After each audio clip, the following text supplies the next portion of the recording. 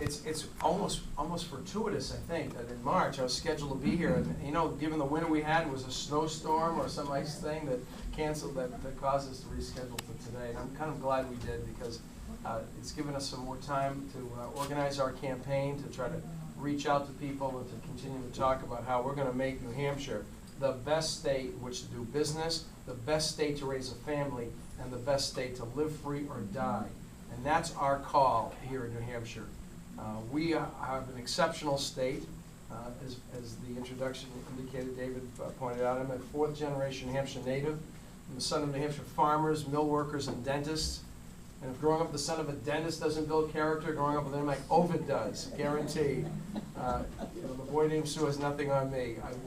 You grow up with character with a name like that. And I've had the pleasure of actually not only growing up in New Hampshire, but coming back, choosing to come back to New Hampshire and raising our family. Betty and I have raised our children next door to my parents.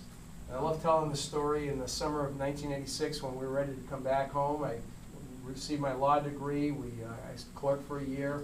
We adopted a young baby from Wyoming Catholic Charities, and we were ready to come home to Manchester. And the people next door to my parents said, called us up and said, we've been here for 20 years. We've decided to move to another part of town. We're selling our little house, the back next door to your parents in the backyard. I said, I know the house. They said, we put an exclusion in our real estate agreement. We can sell to you. We don't have to pay a realtor fee. I said, wow, that's pretty optimistic. And I said to Betty, what do you think, moving in next door to my parents? She said, built-in babysitting, why not? What a benefit. So we did. We moved in, bought the house, moved in next to my parents in Labor Day 1986. And then in 1997, my mother said, I'm tired of being in the big house. She had 8 kids. I'm the oldest of 8. And she said, I'm ready to move out. I said, I've got a deal for you. We'll buy the big house, rent the little house to you. And so on Labor Day of 1997, the moving truck came over to our house, packed up the first half with our stuff, went around the corner, packed up the second half with theirs, went back around. In 4 hours, the 2 families were moved, and they continue to live next door to me. So for 26 years, we've been the show Everybody Loves Raymond in real time. And if you've ever seen that show, it's just like our family. And yet that's the way a lot of New Hampshire families have been, and a lot of communities are like. People living next to each other, working together, making a better life for themselves, not because government compels it, but because our commitment to one another is so strong. And we know that in our communities throughout the state.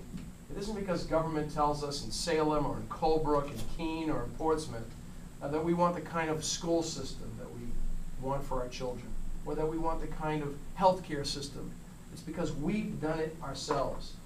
And we need to recapture that sense of control and destiny, if you will, for our cities and towns in our state. And I think we need new leadership in Concord that understands that, and understands that for the people. I'd like to tell you a little bit about my background to help you hopefully come to the conclusion that I have the requisite experience and principles to lead the state of New Hampshire. I've been a business leader. I've served since 1986 for 26 years as a member of a large law firm, Divine Millnet and Branch. I've been an owner of that firm. I've worked as a litigator, and I've also worked as a corporate lawyer, handling some of the most challenging legal issues facing business in New Hampshire over the last 26 years. And we can go into some details about that if you like. But I've also served as chairman of the board at St. Mary's Bank, the nation's first credit union, founded in Manchester with that classic New Hampshire spirit of people helping people. And in 1908, local parish priest on the west side of Manchester, realizing that his parishioners, who were French-Canadian in heritage, didn't speak a lot of English, weren't having access to the financial marketplace of the Yankee establishment at the time, who was English-speaking. He went to the New Hampshire legislature, asked some of the local legislators to pass a charter recognizing La Caisse Populaire Saint Marie. Do you believe that? That's the name of the charter, and translated St. Mary's Bank. And in 1908, that credit union was founded, the first one in the country, allowed by government to be created through that charter. And today, St. Mary's Bank serves 80,000 families and individuals in southern New Hampshire largely, with $750 million in assets, providing commercial lending services and mortgages and financial products for families and small businesses. And now the credit union movement is alive and well in the United States. Again, on the back of or with the experience of something happening in New Hampshire. And I was proud to serve as chairman of the board and learned about the really complex nature of the regulation of the financial industry in New Hampshire, in part by the federal government, but also in part by the state of New Hampshire through the Banking Commission.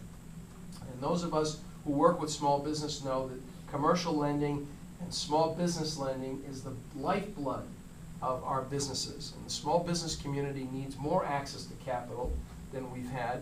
Lending restrictions have tightened, and we need to make sure that we have a more robust lending environment. And I have experience in that way as well. So I bring business experience to the office of governor, a problem-solving approach, and knowledge, not necessarily of one sector, but of a number of sectors because of the clients I represent. One of those clients is Catholic Medical Center in Manchester, one of our state's leading hospitals.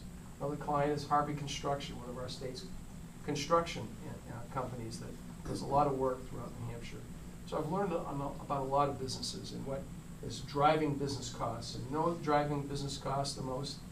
It's not the business profits tax or the BET tax, which we have to deal with. It's healthcare. It's the cost of pensions and benefits, including healthcare, particularly healthcare, because it's an unknown item for a lot of businesses. They don't know what it's going to cost next year, 2 years from now, 5 years from now, given the federal takeover as portended by the Affordable Care Act, lovingly referred to in Republican circles as Obamacare.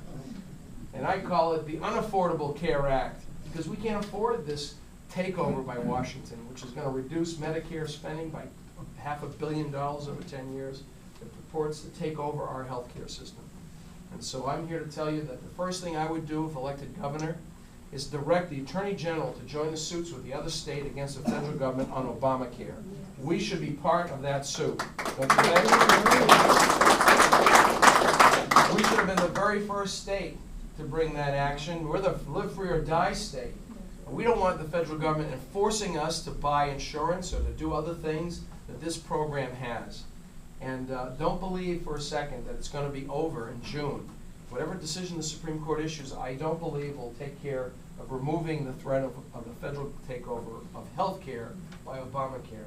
This administration is committed to doing what its fellow supporters wanted to do for a long time, and that's to control the healthcare system in America. I want to be fighting that takeover every step of the way, and then to move with people in healthcare and the providers, the hospitals, the doctors, and the citizens of the state, as well as businesses and insurers, to come into a more free market-based delivery system for New Hampshire. Deregulate healthcare. Get the federal government out of the role of micromanaging healthcare, which it does anyways under Medicare and Medicaid.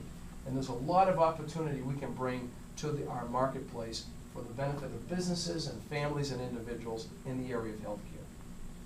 I've worked also in government.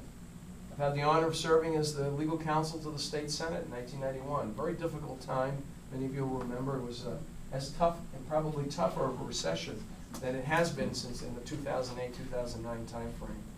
And so I worked with Senate President Ed DuPont at the time, and Speaker Harold Burns was the Speaker of the House, and I learned how this legislative process of ours works and doesn't work sometimes. So I know that part of government. I know the judicial system certainly, and I also know the executive branch. In the mid-90s, I was appointed by Governor Merrill, I was nominated by Governor Merrill, as Ray Burton would like to remind me, and confirmed by the Executive Council, and confirmed twice to serve as the chairman of the State Board of Education. I didn't come to education sort of out of the blue. I was a former teacher, former chairman of the Diocesan School Board, which oversees the Catholic schools of our state for 5 years, and then as chairman of the State Board of Education.